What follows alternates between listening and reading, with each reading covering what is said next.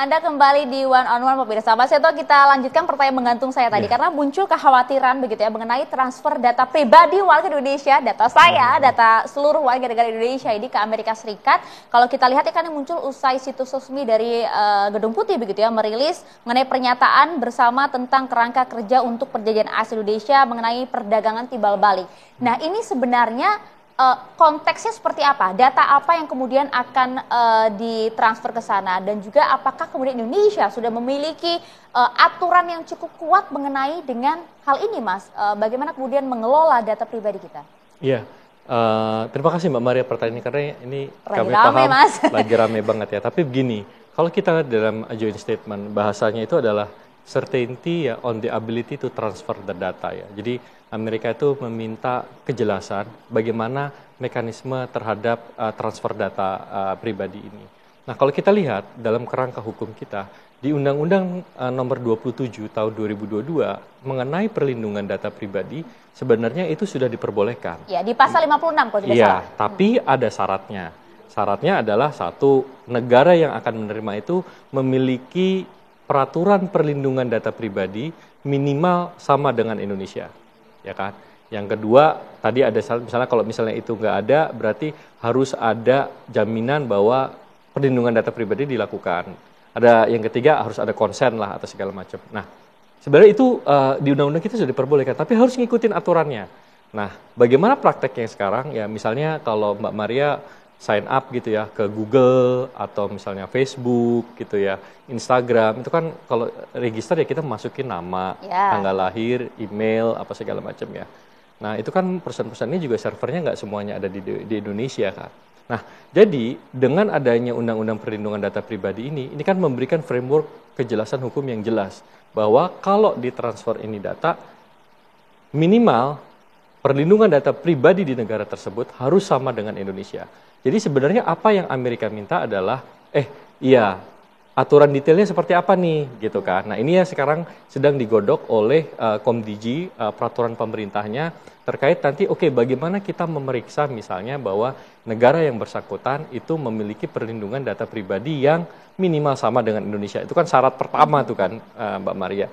Jadi sebenarnya apa yang Amerika minta ini adalah dia ingin mengikuti regulasi yang kita miliki. Itu dia, Mas. Tapi bagaimana kemudian bisa meyakinkan publik begitu ya bahwa Amerika Serikat akan betul-betul mematuhi segala aturan Indonesia di luar negara mereka? Begitu? Iya.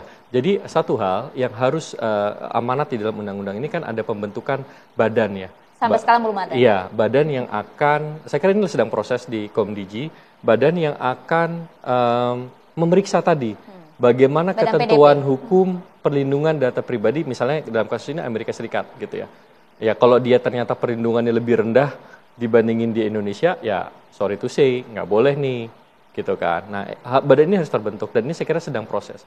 Karena undang-undang PDP ini, Mbak Maria, kita juga mengacu kepada best practice ya di banyak negara. Salah satunya yang kami tahu ini terhadap Uni Eropa ya, GDPR ya, itu kan juga frameworknya sangat kuat ya mereka. Jadi tidak ada bahwa melalui joint statement ini kita menyerahkan kedaulatan data kita ke Amerika, itu nggak ada. Amerika juga tidak meminta exception atau exemption ya, bahwa udahlah ini undang-undang ini nggak berlaku buat saya, gitu. Nggak ada. Justru yang dia minta adalah, kita akan ngikutin nih regulasi yang ada di Indonesia. Sekarang bagaimana regulasi turunan itu yang harus kita bentuk. Itu dia, Mas, karena lagi-lagi kan kita belum punya regulasi yang cukup kuat, badannya aja belum ada. Iya, saya kira nggak gini, regulasi ini kan undang-undang ini udah ada, ya ketentuan-ketentuan umumnya sudah ada. Saya kira beberapa PP terkait dengan misalnya kalau untuk data keuangan ke segala macam itu kan sudah ada aturannya ya. Saya kira tinggal ini nanti PR dari Komdigi terkait dengan badannya ini aja. Sudah digodok? Ya, harusnya ini sedang digodok peraturan pemerintahnya. Tapi kembali lagi, Mas, ini sebenarnya data apa sih yang kemudian akan ditransfer ke Amerika? Karena yang kemudian mendengar berita ini pertama kali gitu ya, netizen udah langsung worry nih, waduh, kok bisa-bisanya data kita digadai ini ke Amerika, dijual-belikan demi tarif yang turun ini. Nah, ini sebenarnya perlu diperjelas. Data apa? Apakah ini data pribadi, data komersil, data semacam apa? Iya, misalnya sederhana gini, ketika Mbak Maria register ke Instagram atau Facebook kita kan ngisi kan nama tanggal lahir gitu ya, terus email, kontak segala macam ya. Kan abis itu biasanya kan kita diminta konsen ya, konsen atau izin untuk Instagram atau Facebook menggunakan data tersebut. Nah, sebenarnya itu konsen pertama. Kalau kita ngeklik konsen itu berarti dia bisa menggunakan data tersebut, gitu kan. Nah, jadi sebenarnya ini konsepnya terkait dengan perlindungan data pribadi. Jadi data-data itu yang akan kita kirim? Iya, tadi ada alat nama, email, apa. Tapi kan kita harus memberikan konsen. Nah, kalau kita nggak memberikan konsen di dalam, ya mereka nggak bisa pakai. Nah, sekarang apa yang diperkuat melalui regulasi pemerintah ini? Pemerintah itu ingin bilang bahwa walaupun saya memberikan konsen, tapi di dalam regulasi yang ada di pemerintah, kita ingin memastikan bahwa di negara nanti yang menerima data ini, Mbak, itu harus memiliki perlindungan data pribadi yang sama levelnya dengan Indonesia. Jadi bukan berarti nanti kalau datanya ke sana, pemerintah Amerika bisa ngelihat, nggak bisa. Sama kalau di kita pemerintah nggak boleh lihat, di sana juga nggak boleh lihat, gitu kan. Jadi konsep perlindungan data pribadi itu seperti itu. Karena pernah kasus juga kan, lebih dari 1 juta data WNI kita digunakan pada saat kampanye Trump. Ya itu kan mungkin ada hacker atau ada ini ya. Tapi kalau konsep perlindungan data pribadi tadi seperti itu. Itu dia, karena konsepnya kan seperti ini ya Mas ya. Nampaknya cukup pesimis gitu ya warga negara kita sebagian besar begitu ya terhadap ini perlindungan data pribadi di tanah air.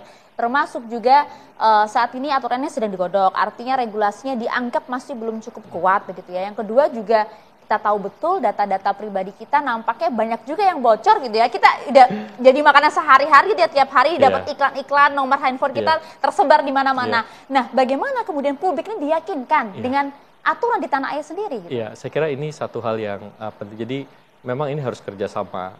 Jadi dari sisi kita juga tadi kan Mbak adanya konsen-konsen gitu, kita juga harus hati-hati.